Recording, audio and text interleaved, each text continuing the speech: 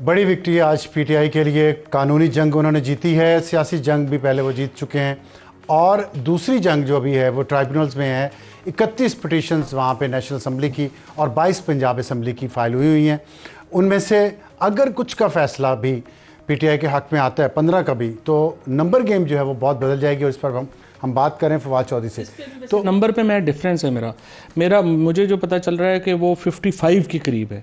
55 के करीब अगर हैं तो देखते हैं। खैर बट जो भी है 35 ले लो, आप यही कर लें। आप उसमें से 15-20 भी अगर जीत गए तो 20 भी जीत गए तो नंबर खत्म हो जाएगा। लेकिन फिर भी पीपल्स पार्टी जो है, आप समझते हैं कि मुस्तकबिल में पीटीआई और पीपल्स पार्टी का इत्तेहाद हो सकता है? अब साहब साहब वैसे मैं पर्सनली तो बड़ा हैरान हूँ पीटीआई की जो भी पॉलिटिकल बना रहा है स्ट्रेटजी।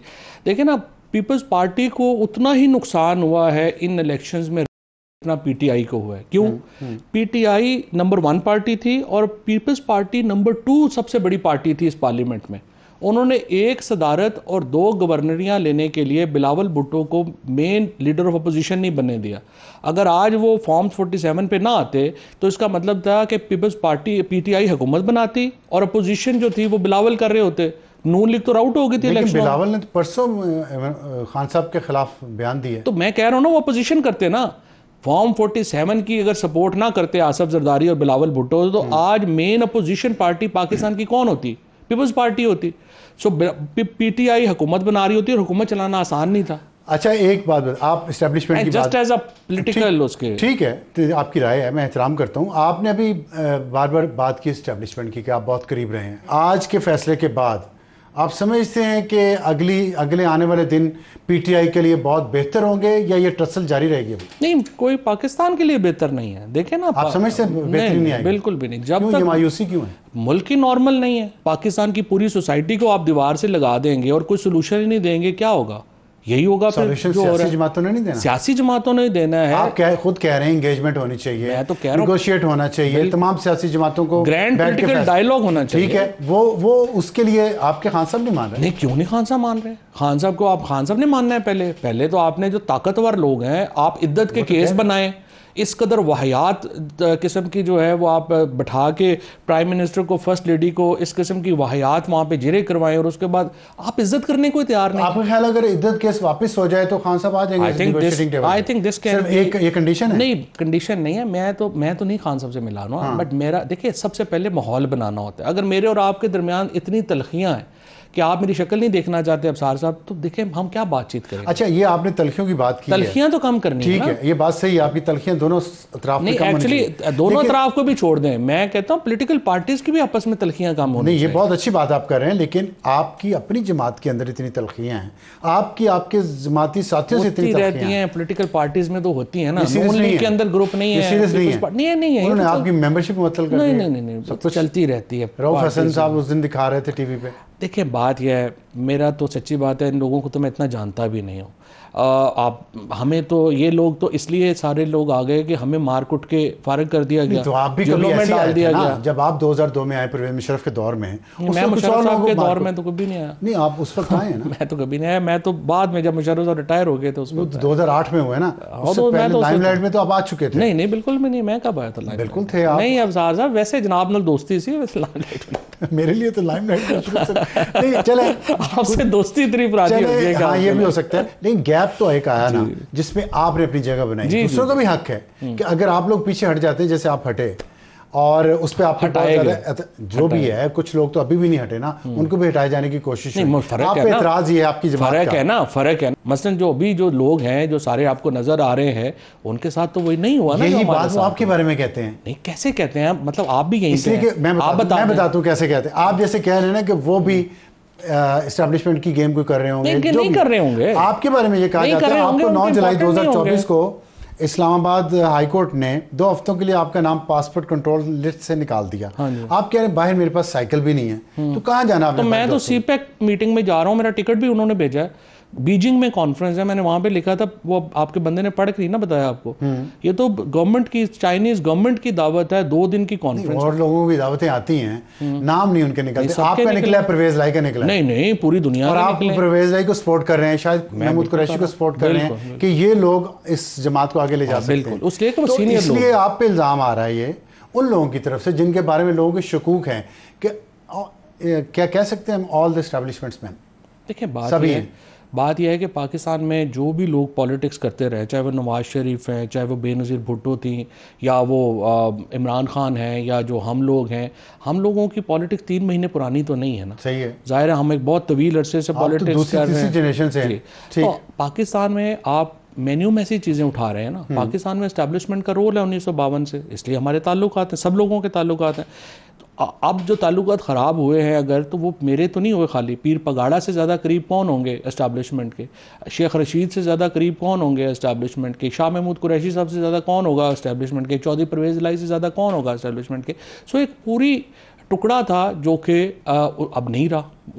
उनको बेहतर पता होगा कि हम यूटिलिटी नहीं रही, फारिग कर दिया। जिस तरह आप कह रहे हैं, लोग चले जाते हैं, नए लोग आ जाते हैं। ये तज़ीक अमेज़ नहीं, यूटिलिटी नहीं रही, फारिग कर दिया ना, इसलिए नहीं। तो इसलिए तो सियासी जमातों को कहा जाता है ना कि आप अपनी फंक्शनिंग बेहतर करें, देखें अपनी परफॉर्मेंस बेहतर करें, कैपेबिलिटी बेहतर करें। कैसे बैकग्राउंड है, कैसे लड़ते रहेंगे तो कैसे नहीं, उसकी एक वजह है। मैं आपको बताऊं, 52-53 से पाकिस्तान था एक सिक्योरिटी स्टेट।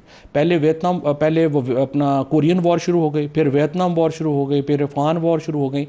पहली दफ़ा पाकिस्तान के अंदर अब आपको अपने इकॉनमी अपने पाँव पे खड़ी होनी है।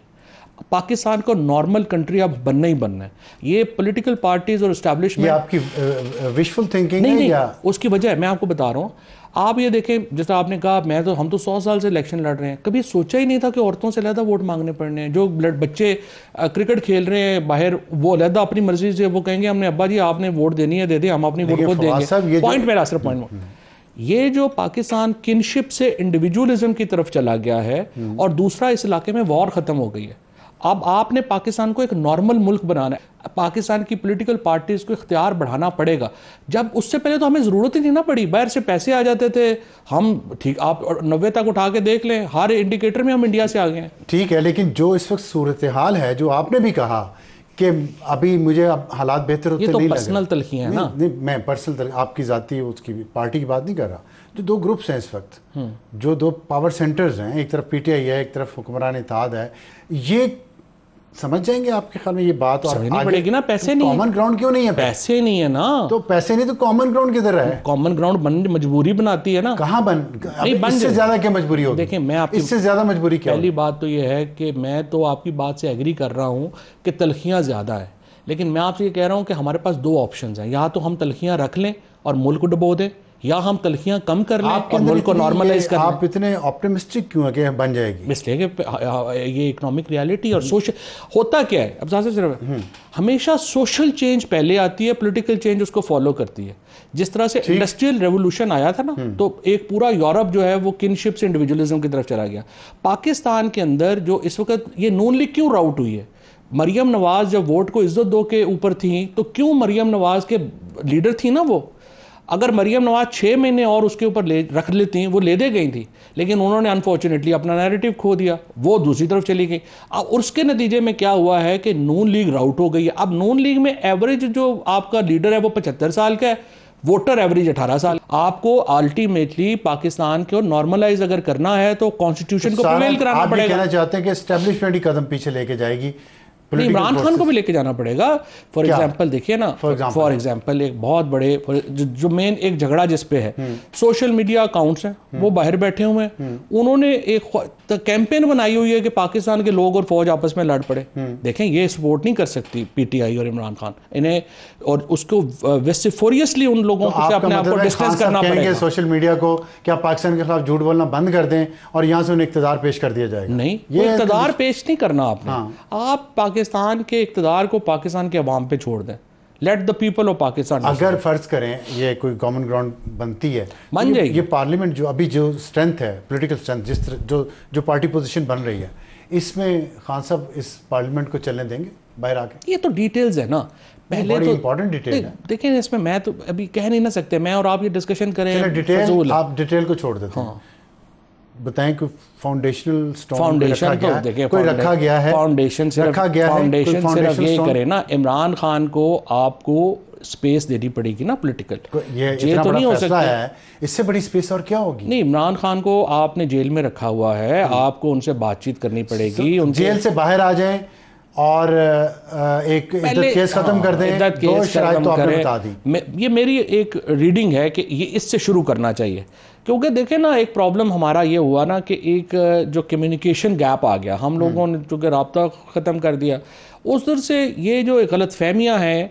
एंड मेरा तो यही ख्याल है कि आसिफ जरदारी और नवाज शरीफ हैं, उनको भी अल्टीमेटली तो इस डायलॉग में हिस्सा बनना है, उनके बगैर तो नहीं मुल्क में डायलॉग। आप ये समझते हैं कि पॉलिटिकल पार्टीज़ के दरमियान ग्रैंड डायलॉग होगा तो कोई कॉमन ग्राउंड मिल सकती है और उस एस्टेब्लिशमेंट भी शामिल होगी। लेकिन मैं आपको बता रहा हूँ कि पाकिस्तान की एक इंटरनेशनल रियलिटीज़ थी 52 से लेके अब तक।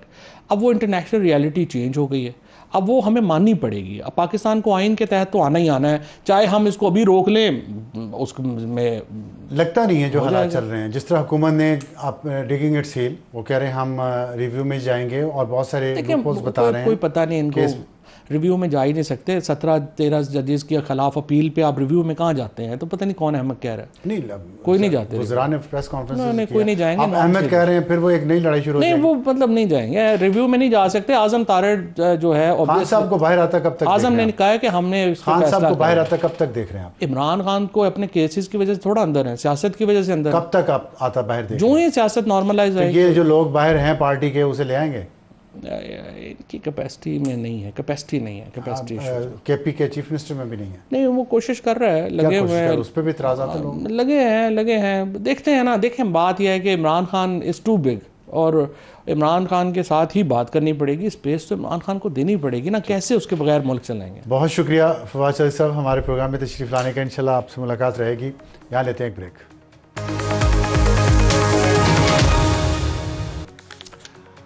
आज का बहुत अहम फैसला सुप्रीम कोर्ट का, और इसके असरात पाकिस्तान की आने वाली सियासत पे क्या होंगे, इस पर हम थोड़ी सी बात करेंगे अपने इस एडिटोरियल में। और जो इस वक्त तक सूरत हाल सामने आई है, उसमें पीटीआई की नशिस्तें इस वक्त कौमी असम्बली में सबसे ज़्यादा हो चुकी हैं, और वो सबसे ज़्यादा नशिस्तें रखने वाली पार्टी, सियासी पार्टी बन चुकी है। और अगर ट्राइब्यूनल्स में उनके जितने भी केसेस हैं, जिस पे ज़ाहिर नंबर वेरी कर रहा है, बाज़ लोग, हमारे रिसर्च के मुताबिक 31 हैं नेशनल असम्बली की और 22 हैं प्रोविंशियल असम्बली पंजाब की। तो अगर 31 में वो 15 भी जीते हैं तो वो उनके पास इतनी सीटें आ जाएंगी कि वो दूसरे इत्तेहादी जमातें जैसा कि जमीयत उलमा इस्लाम हैं या और छोटी जमातें हैं, और हो सकते हैं MQM भी, उनको मिलाकर एक मज़ीद मेजॉरिटी पार्टी बनने की कोशिश करें और सेंटर में हुकूमत लेने की कोशिश करें। क्योंकि पीटीआई का इस वक्त तक जो मकसद है वो यही लग रहा है कि वो खान साहब को किस तरीके से बाहर लाना चाहते हैं, और पार्लियामेंट्री जो उनकी स्ट्रेंथ बढ़ी है उससे इनको ये फ़ायदा होगा। लेकिन इशू ये है कि दूसरी तरफ हुकूमत भी इतनी आसानी से मेरा ख्याल है कि इस फैसले को हज़म नहीं कर पाएगी। पिसेंगे तो पाकिस्तान के अवाम जो पिस रहे हैं महंगाई में, बेरोज़गारी में, गुर्बत में, और यहाँ पे जो माशी बदहाली और उसका कोई अंजाम हमें नज़र नहीं आ रहा। कर्ज़ के नीचे हमारी मईशत सिसक रही है। हमें बैरूनी सरमायाकारी की शदीद ज़रूरत है। जो मुकामी सरमायाकार है उसका कॉन्फिडेंस बहाल करने की ज़रूरत है। लेकिन ये सब कुछ नहीं हो पा रहा क्योंकि बेयकीनी इतनी है, अदम इस्तेहकाम इतना है कि सारे मसाइल हल होने का नाम नहीं ले रहे। इसलिए आज के सुप्रीम कोर्ट के इस फैसले के बाद स्टॉक मार्केट अचानक क्रैश कर गई, क्योंकि अदम इस्तेहकाम पड़ गया कि अगर पीटीआई इक़्तिदार में आई तो क्या होगा। नून लीग को ये समझने की ज़रूरत है कि पहले वो सियासी लड़ाई हार गई और आज वो कानूनी जंग भी हार गई। और सियासी लड़ाई हारने का आगाज़ पीटीआई ने उस वक्त से किया जब उन्होंने आज से 2 साल पहले अदम एतमाद की तहरीक पीपल्स पार्टी से और JUI से मिलकर खान साहब के ख़िलाफ़ लाए। तब खान साहब की मकबूलियत बिल्कुल ज़ीरो थी। तमाम बाई इलेक्शंस मुस्लिम लीग नून जीत रही थी, यहाँ तक कि KP में भी मुस्लिम लीग नून जीत रही थी। लेकिन उस अदम एतमाद के बाद फिर खान साहब ने मजलूमियत का कार्ड इस्तेमाल किया, पॉपुलैरिटी ली, और आज खान साहब ने इलेक्शंस में भी इस के बावजूद कि उनके पास बल्ले का निशान नहीं था, उन्होंने सबसे ज़्यादा सीटें लीं। और आखिरी बात ये नून लीग को समझनी है कि सियासी जंग हार गए हैं और अब वो कानूनी जंग भी हार गए हैं, तो क्या अब भी अपनी सियासत बेहतर कर सकते हैं कि नहीं कर सकते। आखिरी बात जो है वो ये साबित हुआ आज कि इंसाफ की देवी अंधी नहीं होती। लेकिन ये कोई बहुत सेहतमंदाना रुझान नहीं है, हकीकत है, कबूल करें और अगली स्ट्रेटजी बनाएं। अल्लाह करे कि पाकिस्तान के अवाम के लिए अगली स्ट्रेटजी बने।